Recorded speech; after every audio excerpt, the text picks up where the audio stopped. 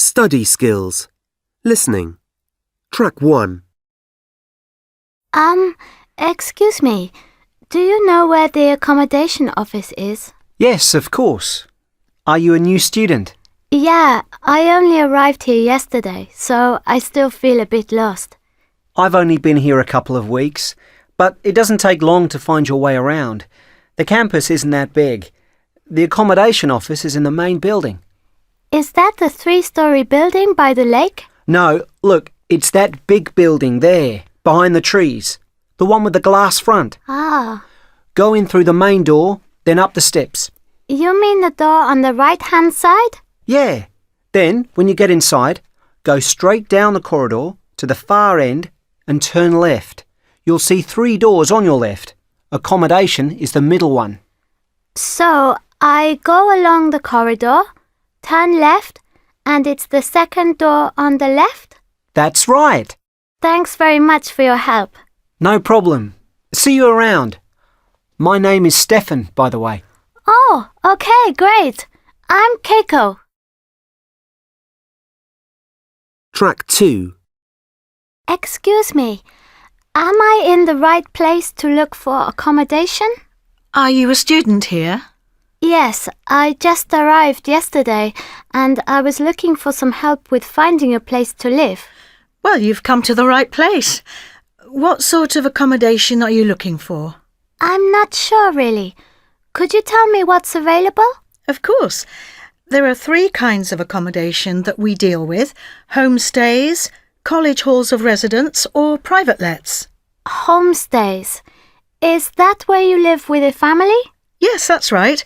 Usually you have your own room and maybe your own bathroom, but you live with a local family and they provide you with meals, access to a washing machine, all of that kind of thing.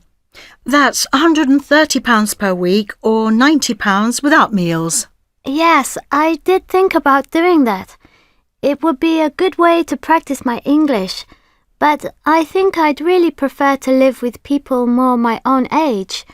Other students, for example. Of course. Well, the college has a small residential block with rooms for 50 students, but it's very popular and I think at the moment it's full. Oh, that's a shame. Yeah, students like it. You have your own study bedroom with a bed, a table, chair and a wash basin, and then you share a bathroom and kitchen with 4 other students. It sounds nice. Never mind. What was the other option that you mentioned? The other one is private lets. These are flats and houses owned by private landlords, not the college, but we make sure that you are paying a reasonable price, so it's a bit easier than just looking in the newspaper to find a flat. That sounds good. Would it be for one person or more? It depends. Mostly flats are for 3 to 4 students, but there are sometimes 1-bedroom flats available. Track 3. So, how can I find out about the flats or rooms that are available at the moment? Well, I can give you all that, but if you wouldn't mind, first of all, I'll take down a few contact details, and then if something suitable comes up, I'll be able to tell you. Okay, great. So, what's your name, please? Keiko Jenkins. Sorry, could you spell that for me, please? Of course. It's Keiko, and my surname is Jenkins.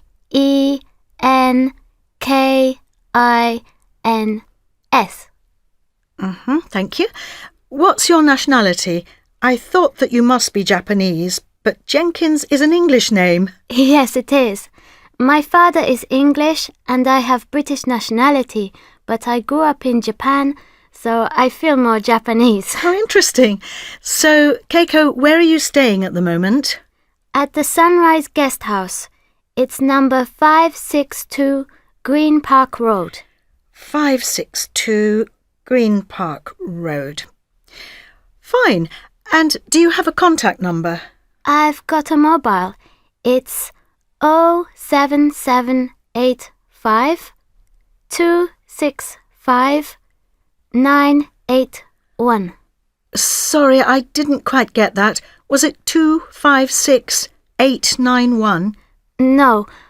07785 265 981. Ah, thanks. And email. Have you got an address you can access easily? Yeah, it's keiko@hotmail.com. That's fine. Okay. Track 4. 15. 50, 162. £3.25, 47%. 0.54, 12,651. Track 5. U. Y, J. O, G. X, I. P, Z. W, H. A, Q. R, E. B,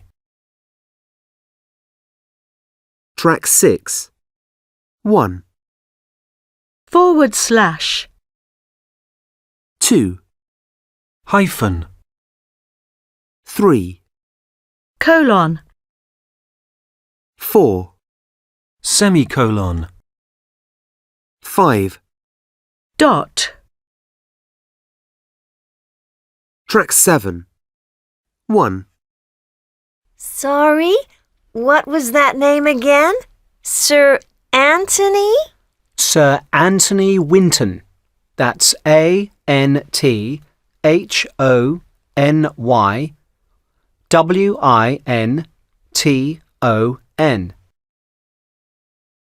2, So, what's the answer then?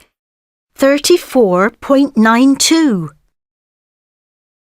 3, Could I just take your address? Certainly, it's 15 Sparrow Lane.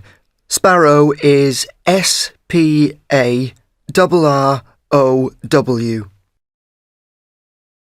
4, How high is Everest? Let me look it up. It says here 29,030 feet. 5, What's his name again? Michael McWilliams.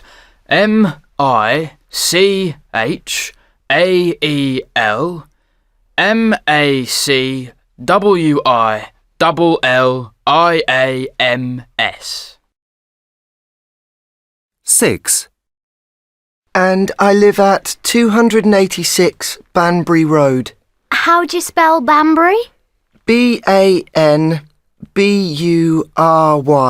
Thanks. 7, So, what did I get in the test? 74%. Great! 8, Who's your favourite author? That's hard, but I think it must be Janet Gates. 9, So, what was the number again? 0121 674 9544. 10, Do you have a reference number on that letter? Yes, I think so. Here it is. Reference number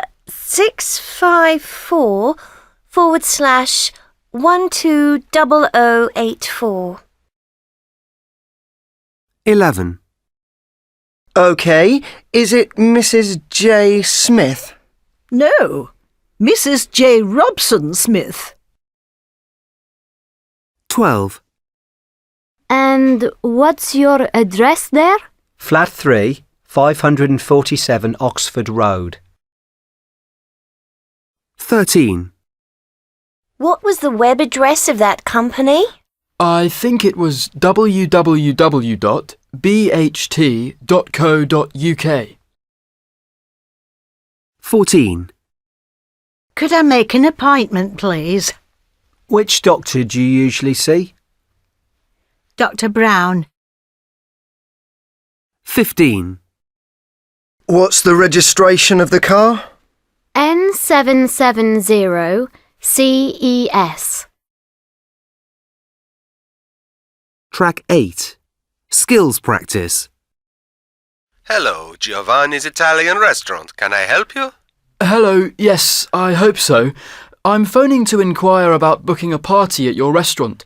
Do you cater for large groups? Yes, we do. But the maximum we can sit together is 24. Oh, that's fine. I think there'll be about 18 of us. Fine, no problem. We have a large room at the back of the restaurant that we usually use for groups. It means that you are not disturbed by the other customers. Oh, that sounds fantastic. Does it cost extra for that? No. We just ask that you spend at least £10 per person on your meal. That seems reasonable. Is it one long table? No, it's 3 round tables. Each table will seat 8 people. We find that's a bit more of a friendly way of eating. You can talk to more people, and there's more space on the table for the food. Oh, yes, that's important. So, when do you want to come? Well, we'd like a Friday or Saturday night, really. Maybe April the 15th? Let me see. Oh, I'm sorry. The 15th is already fully booked. I have a space on the 16th. That's the Saturday. Is that any good? It's not really what we wanted, but it'll be okay. Or the week before. I have a space on Friday the 8th. That's a bit early, really. No, the 16th will be fine. Usually, when we have larger groups, we do a set menu. 3 courses and coffee for a fixed price. Is that what you are looking for? Is there any choice about the different courses? But of course, we don't expect everyone to want exactly the same thing. For each course, there is a choice of 3 different dishes.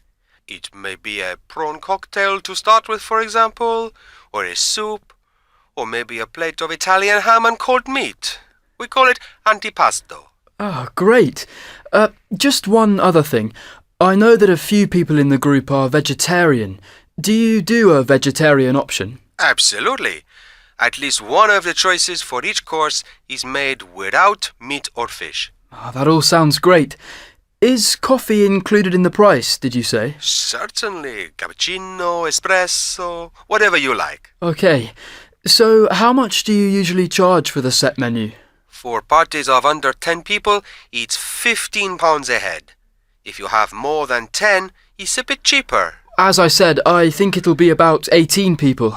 In that case, we can do it for £12 a head.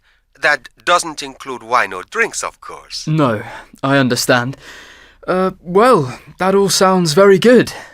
There's only one other thing. For larger groups like this, we like to take a deposit a week before you are planning to come. 10% would be fine. Oh, okay. 10%. That'd be 10% of £12 multiplied by 18 people. How much is that? Wait, I have a calculator here. It's £21.60. Got it, £25 to make it a round number. Okay, so I need to give you £25 a week before the 16th of April. Perfect. Right. Well, I'll finalise the numbers and get back to you in the next couple of weeks to give you the deposit. Lovely. We look forward to your visit. Mr. Glover. Dan Glover. Sorry, can you spell that, Mr. Glover? Sure, it's Glover. Thank you. And could I take a contact telephone number for you? Of course. My work number is probably best. It's 01452 863 092. Thank you very much. We look forward to seeing you. Goodbye. Track 9. Hello again, and welcome to You Can Do It, the programme that aims to help give you inside information into life's trickier tasks. Today, we're going to talk about the different ways there are of buying a used car, something that very few people feel very confident about. And let's face it, a mistake can be expensive, as well as very inconvenient. So, your old car has broken down again, and you're feeling that this really is the end for it, and it's not worth repairing. Or maybe you've just passed your test and are desperate to get out on the road. You look at new cars, but they are so expensive. What can you do? Well, there are 3 main places to look for a used car, and they all have their advantages and their disadvantages. The first place, and probably the one that most people would go to first, is a used car dealer. These are showrooms where you can go and choose from a range of second-hand cars. Obviously, some places are bigger than others, and some are better than others. On the whole, this kind of place is probably the safest way of buying a car, as you'll get some kind of warranty.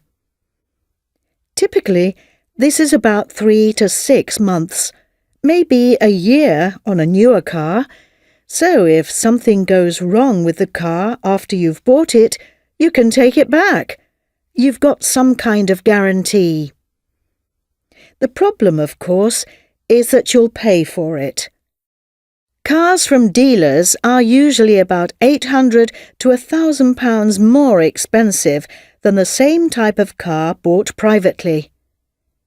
Quite often, dealers will offer you a discount, especially if you've got an old car to trade in, and that might make it seem very attractive. Many will offer you credit too, so that you don't have to pay for the car straight away. But it's always good to remember that although this is an expensive way to buy a car, it's probably the safest. Track 10. If you're looking for a cheaper car, one way to go about it is to buy a car privately, usually by looking in the adverts in your local paper. This can be a really good way of buying a car, but takes quite a bit more effort. You have to get the paper each week, look through all of the adverts to see if there is anything suitable, make phone calls to arrange a time to see the car, and then travel to view it. The obvious problem is that once you've bought the car, it's yours, and you can't really take it back. It's probably a really good idea, if you know nothing about cars, to get a mechanic to check it over for you before you buy it. The final place that you can buy cars is at auction. There are auction rooms up and down the country where cars are sold to whoever will pay the highest price for them. This is definitely the cheapest way of buying a car, but it's also the most risky because you won't really have time to check the car over. So, unless you're a mechanic or don't mind taking a risk, this probably isn't the best way of buying a car. You can find some real bargains, though. Well, we're now going over to our reporters who have been trying out these different methods. Let's hear what they think. Track 11. Skills practice. Good morning, everyone. It's good of you all to come, especially those of you who've come straight from sports coaching. For those of you who don't know me, my name is Jenny Arnold, and I'm the University Health and Fitness Officer. Today, we've got another in our series of occasional health lectures. This time, with the summer drawing closer and many of you off on holiday, I wanted to talk a bit about being safe and keeping healthy while you're travelling. Actually, the time to start thinking about this is a few weeks before you go away. If you're going to a foreign country, it's a really good idea to check out any vaccinations that you need. Your GP can tell you about this, or you can call up NHS Direct, the free medical telephone service, and talk to one of the nurses there. Don't leave it until the last minute, because for some of the vaccinations, you'll have to have 2 shots with a week or 2 between them. Your local doctor, as well as giving you advice, can give you most of these injections, and they should be free as you're students. But you may have to pay for things like malaria tablets if you're going to a country where malaria is a problem. The other thing you should arrange before you leave is travel insurance. You might think that this is a waste of money, and it can be quite expensive if you're going somewhere exotic or doing dangerous sports or activities such as diving or skiing. But it does mean that you can relax and enjoy your holiday, knowing that if anything terrible did happen to you, then you'd be covered financially at least and could get home safely. While you are away, especially if you're going somewhere hot, as many of you probably want to, then do take care in the sun. Most of us here in the UK don't see much sunshine for most of the year, and if you suddenly expose your skin to the midday sun without any sun cream, you'll just end up looking very red and feeling very sore. It's not a good start to your holiday, and there can be dangerous long-term consequences from skin cancer too. Finally, take a few sensible precautions about eating and drinking to avoid illness. Be careful about drinking the water if you're visiting less developed countries, and remember that this includes things like cleaning your teeth and icing your drinks. It's always fun to try new food when you're away, but you might find that you have a slightly upset stomach for the first couple of days, just while you get used to it. Make sure that you keep drinking plenty of liquid. Bottled water is best, but soft drinks and fruit juice are okay in moderation too. Take a couple of tablets for it if it gets very bad. You can get these from any chemist here. Well, I hope that that's been helpful. If you have any other questions, I'm in room 5B. Just pop in and ask me. Track 12. Hi there, Anand. What are you up to? Hi, Robert. Hi, Claire. I'm just having a look at the group project that we've got to do this term. The ecology one? That's the one. Well, we've probably caught you at a good time then. Claire and I were hoping we could have a bit of a chat about it with you. We're doing it together, aren't we? Have you got a minute now, or are you busy? No, it's okay. Now is a good time. We do need to think about starting work on it, don't we? The main question seems to be knowing where to start. I know that we have to identify an environmental problem somewhere in the world and look at what kind of measures have been taken to limit it, but it's difficult to narrow it down to one. Track 13. Yeah, trying to think of a topic is a problem, isn't it? I've been thinking about it, but it was only the major disasters that I could think of. You know, the recent ones that have been in the news. Like what? Or, water pollution, like the oil tanker that broke up and killed all the sea life for miles near Spain. Or the kind of thing that's always talked about, like global warming. Do you think we should choose something like that? No. It'd be such a major piece of work if we did. What's the word limit again? Is it 1,500 words, as usual? No, this one's 500 words longer. 2,000? Help! We've got more work than I thought. Have you got any ideas for a topic? 1 or 2. I was having trouble too. I looked through books in the library and some journals, but what worked in the end was an internet search. What did you search for? I put in environmental and disaster and then did some other searches using words like sea or river or soil erosion. And that helped? Well, sort of. It gave me a lot of information, My first search came up with 372,000 sites. Obviously, I didn't look through them all, but browsing through some gave me an idea for the assignment. How about looking at the problems of pollution in Sydney Harbour? Track 14. The harbour? It'd be local, but it looks pretty clean to me. It is now, but it used to be a real problem. Sewage, for example, used to be emptied directly into the harbour. Yuck! Imagine swimming in all of that wastewater. It's not a nice thought, is it? You said it used to be a problem. Yes, sewage is taken out in pipes a long way out to sea now. The City Council constructed them in the 1970s. Unless there is very bad weather, it solved the problem. What other problems are there? Well, of course, there is a fair bit of pollution from the traffic in the harbour. You mean all of the boats? Yes, there are the ferries, of course, but also the commercial and trading vessels. It's still an issue. The state government has set targets for reduction in emissions by next year, but they can't stop boats using the harbour, can they? I guess one of the other problems must just be people dumping rubbish. Bottles, plastic bags, stuff that people can't be bothered to dispose of properly. Yeah, that's right. There's quite a good story behind that one, though. It's an ongoing project. It's not finished yet, but a lot of it has been removed.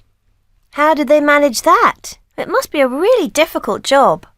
Local diving clubs who like to dive in the harbour go down and pick up old bottles and things like that off the bottom of the sea. I think they have a special day once a year to do it. Track 15. So, do you think those are the 3 main areas we should look at for our assignment? Well, that seems to make sense to me. At least it's reasonably limited. I think we should make some notes so that we can divide up the work. Yeah, that's a good idea. So, tell us again, what do the divers do? It's in their interests, really. They want to dive in clean water, so they go down and pick up old bottles and cans, things like that. I think that they leave the rubbish if any marine life has started living in it. They wouldn't want to make a crab homeless. That's great, isn't it? So, the harbour is really clean now? Well, not bad. When the weather is bad, especially if there's a lot of rain and a wind blowing towards the shore, the sewage can still be blown in to the beaches. Not very nice, but I suppose it's not very often. I heard that people using jet skis and small motorboats was a problem. Yeah, I read about that too. Emissions are actually getting worse, despite what the government wants to happen. You would think that that kind of thing would make people who live here really angry. You would. But actually, they get much more bothered when they have to swim in wastewater after a storm. Track 16. 1. The college is on the site of an old castle. 2. The meeting will be held on the 6th of February. 3. Please hand your essays in by next Wednesday. 4. We suggest that you take the test in May. 5. The course is inexpensive and highly beneficial. 6. Unemployment rose dramatically in 2001. 7. I would advise you to do your homework. 8. He was a very successful politician. 9. Different companies have different management systems. 10. The maths exam was easier than the statistics test. 11. Studying abroad can help you become more independent. 12. Receiving unwanted emails, or spam, is a growing problem. Track 17. Skills practice. Hi, Kathy. I haven't seen you around for ages. Where have you been? Oh, I've been here, but I have been studying really hard and not going out much. So that's probably why I haven't seen you. I seem to spend all of my time in the library or in my room with my nose in a book. So your course is hard work? Yes, it is, but it's mainly because we're coming to the end of the year and I've got a few major assignments to get in. Actually, I wanted to talk to you about your course. You're on the foundation program, aren't you? Yeah, that's right. Are you thinking of doing it next year? Maybe. I want to study at a British university, but I'm not sure whether it would be better to do A-levels or a foundation course. Which do you think would be better? Well, the big advantage of a foundation course is that it only takes a year. A-levels take 2. Really? That's a big difference. It is. With A-levels, you usually study 2 or 3 subjects and you may not get any extra language support. With the foundation, you study 5 or 6 modules, but they are all connected to one subject, usually the one you want to study at university, for example, business or IT, and you do extra English classes too, mostly about 6 hours a week. That sounds helpful. And another good thing about it is that you don't have to take any exams on the foundation course. Well, not any major ones anyway. All the marks come from continuous assessment, from your assignments and presentations, that kind of thing. A-levels have some continuous assessment, but a lot of your marks come from the final exam. Oh, that's a bit scary. So, if the foundation course is so much shorter and has no exams, why would anyone want to do A-levels? Good question. I didn't want to, and foundation courses tend to be popular with students from overseas, but I think most British students do A-levels. It's part of their education system. Also, to be honest, if you get good A-levels, it gives you a lot more choice about which university you can go to. All British universities recognize A-levels, but some don't recognize foundation courses, especially if you want to do one of the more popular courses. So, you are saying it's hard to find a place at a university with a foundation course? No, there's still a lot of choice, just not as much as with A-levels. What's the course like, anyway? Hard work, but I've enjoyed it. The one I'm doing combines business studies and English, so I study different business modules for 15 hours a week, and then we study academic English. That's 6 hours. And what are the English classes like? They're good.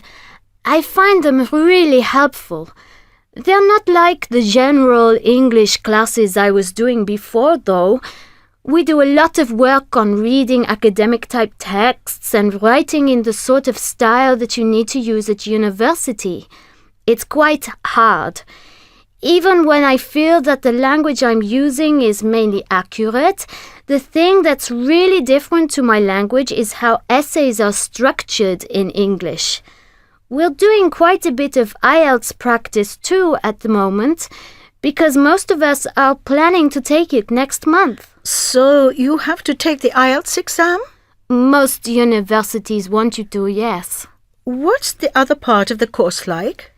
The business modules, they're really interesting.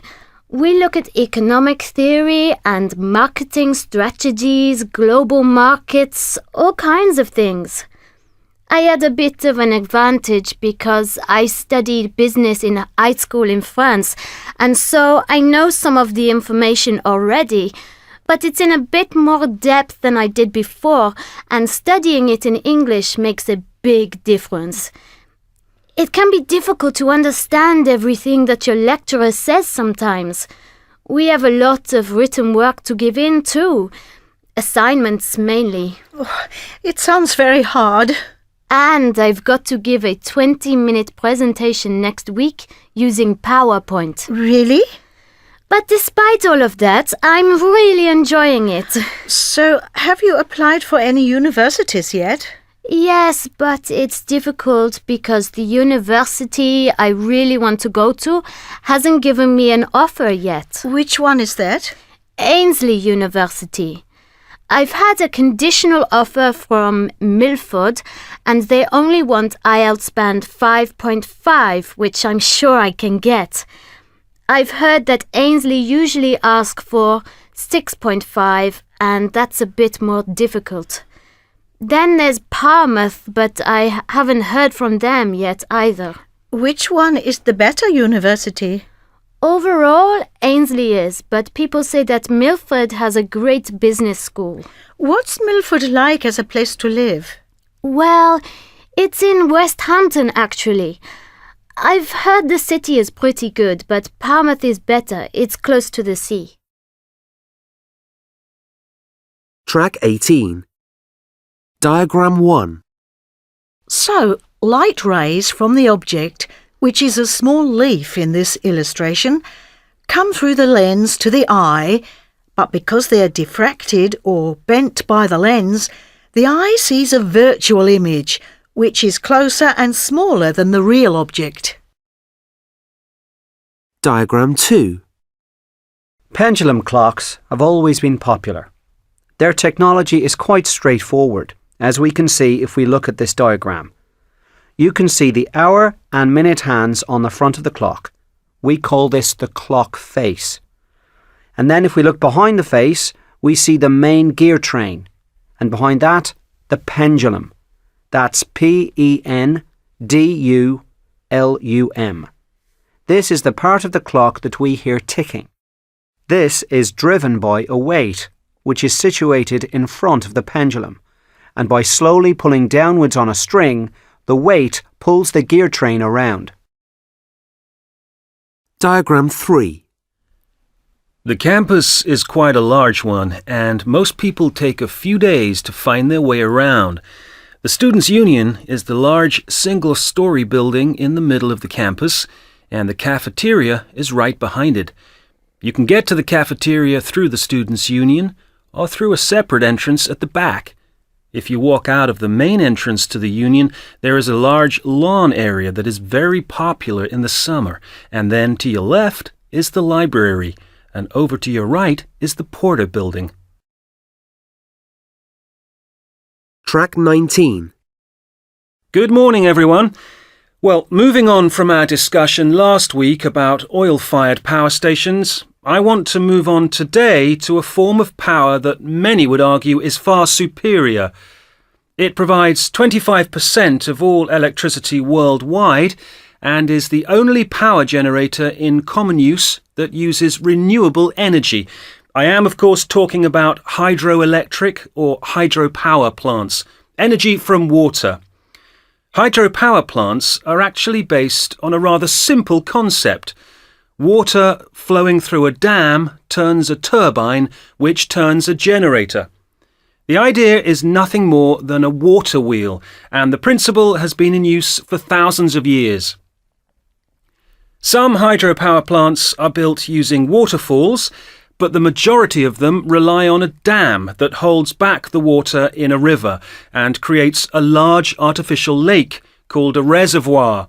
That's RESERVOIR. If you look at this diagram, you will see that the main powerhouse is built in front of the dam and that the transformer is inside, seated on the generator. The turbine is situated underground. Sorry, what was that? Oh, turbine. TURBINE. Right, as you can see, under the dam there is a control gate, and this can be opened to let the water in. It travels by gravity through a tunnel called the penstock to the turbine, and then out of the outflow to the river below the dam. This movement of water turns the turbine, which generates electricity. The amount of power generated can be controlled by the amount of water taken in by the control gate, so that, for example, at night, when less electricity is consumed, the supply can also be reduced. The power is converted by the transformer into very high voltage current, which is then taken to where it's needed by the power lines shown leading away from the power station. Track 20. Let's look at this final process in a little more detail. As we've said, the power leaves the generator and enters what is known as a transmission substation at the power plant. This substation uses large transformers to convert the electricity up to extremely high voltages. This may be over 100,000 volts. The reason for this is to reduce losses of power when it's transported over very long distances. On average, electricity travels about 500 kilometres from where it's produced to where it's used. That's a long way. The next stage in the process is a local power substation. This has several functions. It steps down the electric voltage, that is, it reduces it to something that can be used domestically. It also distributes the power and finally has circuit breakers so that the power can be switched off if necessary. The power coming out of the substation and along wires to houses is still at 7,200 volts, and so close to each house is a transformer drum or box which lowers the voltage to 240 volts, normal domestic electric service. Finally, each house has a fuse box or a circuit breaker, which are safety devices to ensure that accidents with electricity are minimised in the home. Track 21. Let's get back to our hydroelectric plant. One of the main advantages, of course, of generating power in this way is that it is a very clean and green method. It takes advantage of a naturally occurring process, and so there is little pollution caused, and it's sustainable. It will keep going long after coal and oil have run out. However, there are some difficulties. It depends a lot on the geography of the country. Obviously, a large river is needed with a reliable flow of water, and it's often difficult to find a place which is suitable for a dam. Creating a large artificial lake involves flooding a river valley, and this is not often popular with the people whose homes will be left underwater. Usually people are compensated and resettled, given homes in a new location, but this can cause other social problems. Track 22. Skills practice. Good afternoon. Today we start the first in a series of 5 lectures on the petroleum industry. Today we'll be looking at how oil is formed and how it's found by oil companies. Over the next few weeks, we'll be examining the process of extraction and of processing in more depth. Right, as you know, in the developed world in particular, oil is a vital commodity. In a single month, the demand for crude oil in the USA can be over 400 million barrels. So, where does it come from? And how did it get there? Between 10 million and 600 million years ago, oil was formed from the remains of tiny plants and animals, mostly invisible to the human eye, called plankton. When they died, the plankton sank to the bottom of the sea, into the sand and mud. Because of all the sand and mud, usually called sediment, there was little or no oxygen, and so the plankton was broken down to form organic layers. We call this mixture of organic matter and rock source rock. Over millions of years, more and more sediment was deposited, and the weight of these layers put enormous pressure and heat on the source rock. Because of this, the organic matter, which you will remember was originally from our plankton, was distilled into crude oil and could flow out of the rock. Some rock, such as sandstone, is very porous, which means that liquid can be absorbed into it, a bit like a sponge. The crude oil collects in rock like sandstone, or perhaps limestone, and it is called reservoir rock. So what we have now is crude oil inside sandstone, or maybe limestone, under the ground. Now, if you look at the diagram on your handouts, you'll see that this reservoir rock can be trapped in the earth by various methods. In all three cases, the natural gas and oil is trapped below a layer of hard rock that it can't flow through. This is known as cap rock. The first illustration shows folding. Strong horizontal movements push the rock together into a fold and trap the oil and the natural gas which sits on top of it. The second drawing shows faulting. That's F-A-U-L-T-I-N-G.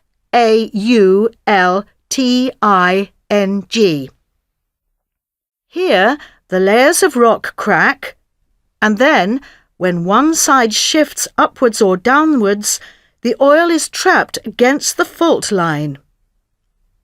Thirdly, we have pinching out. In this case, the cap rock comes up from below and is actually squeezed upwards into the reservoir rock, leaving two pockets of oil. Finding oil is an expensive business, and although modern technology such as satellite imaging has made it much easier, the success rate for finding oil fields is still remarkably low. For every 10 potential sites found, only one will yield a new oil field. When one has been found, however, there are certain procedures that need to be followed.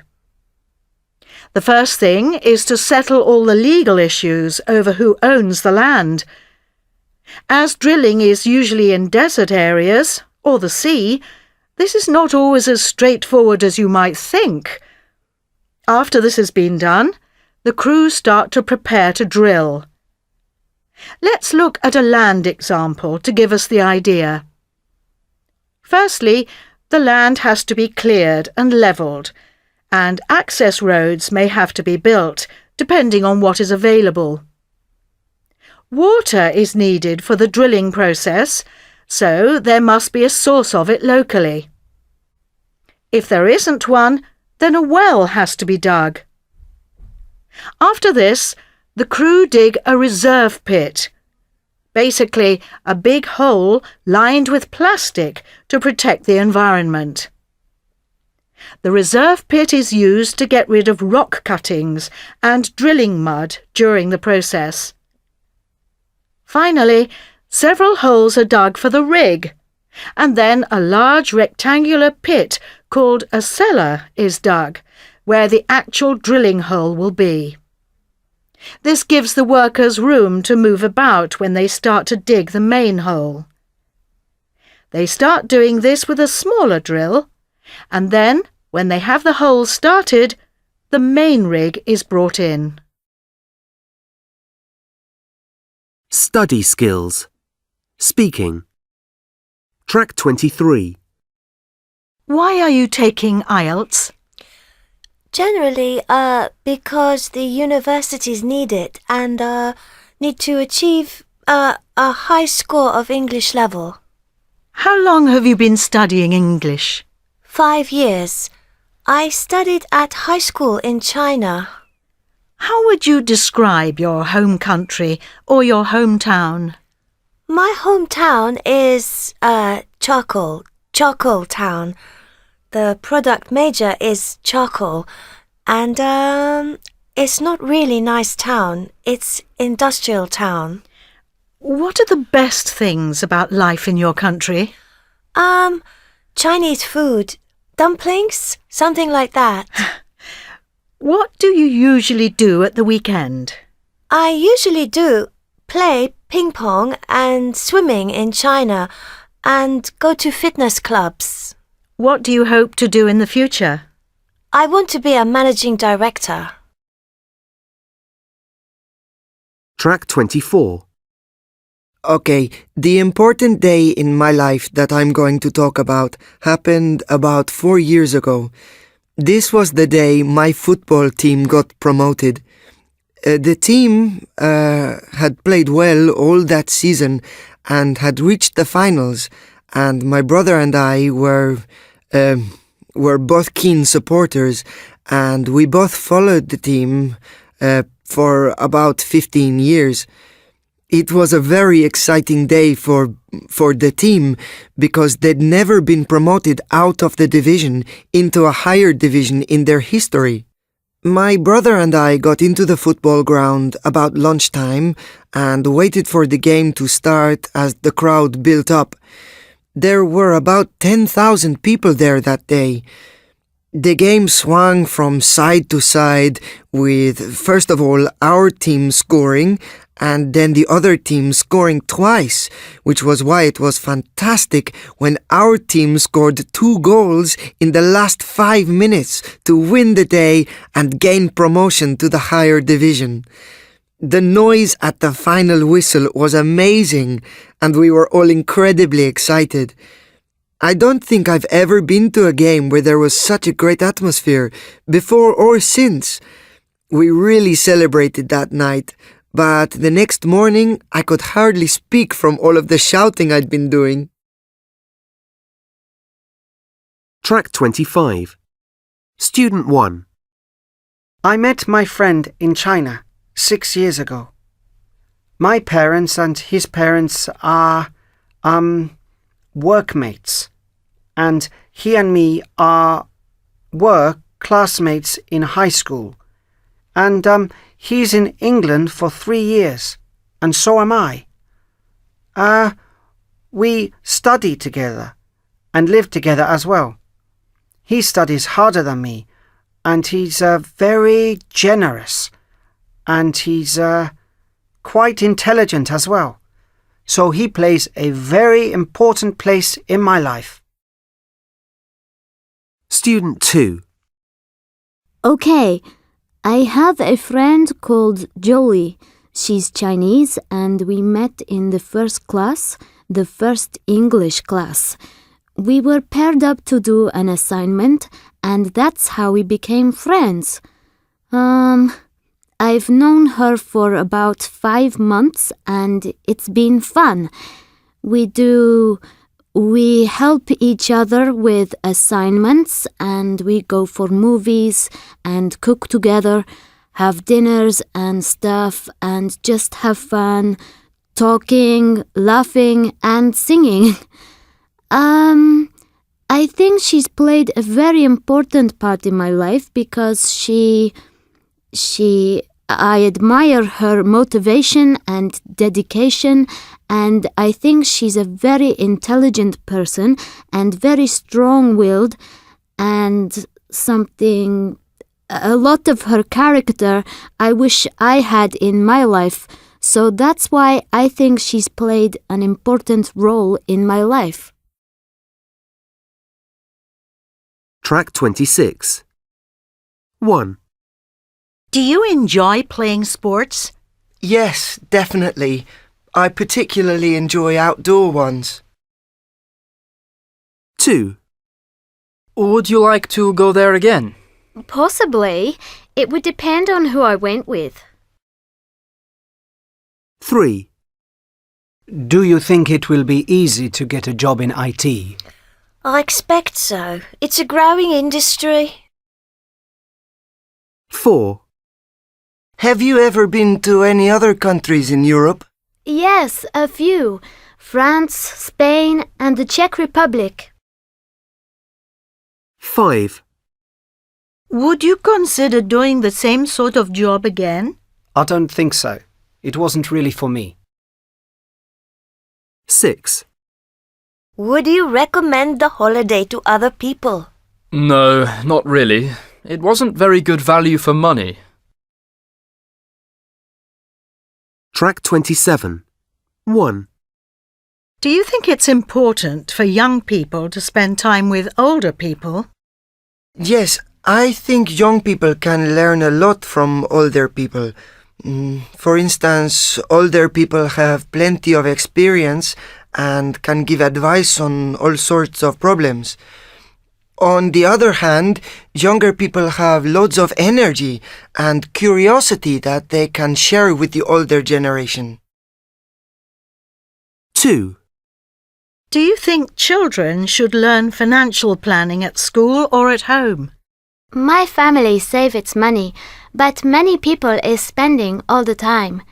The teachers should teach the students to save. 3. Can you think of some of the negative effects of text messaging? Well, I think text messages are quite, not friendly. Because you send a funny message and the other person don't know how you feel and they don't think you joking and get upset with you. 4. Which is better, living in the countryside or in the city? Personally, I like living in the countryside. I like the peace and quiet. But then, on the other hand, you don't have the same facilities in the countryside, like transport and shops. So, I suppose that it's actually more practical to live in the city. 5. To what extent are qualifications important? Qualifications are important to get a job. For example, I'm a doctor. I couldn't get a job without qualifications. 6. How likely is it that computers will be able to replace humans in the workplace? Computers have already replaced humans in a lot of ways. For example, in car manufacturing, robots do a lot of the finishing and assembly, where in the past, people did the work. But I don't think computers can take the place of people completely, because there are certain jobs, such as nursing, that really need human contact. 7. Would you prefer to watch sport or play it? Actually, I'm not like sport. I'm not watching it or play it. I play computer game online. My favorite is X-Men. I play with my friends every night. 8. How do you think global warming will affect transport in the future? One possibility is that it can become more and more expensive to travel, and people cannot to go to other countries so often. Another possibility is that we can have new kinds of transport with wind, solar and hydrogen power.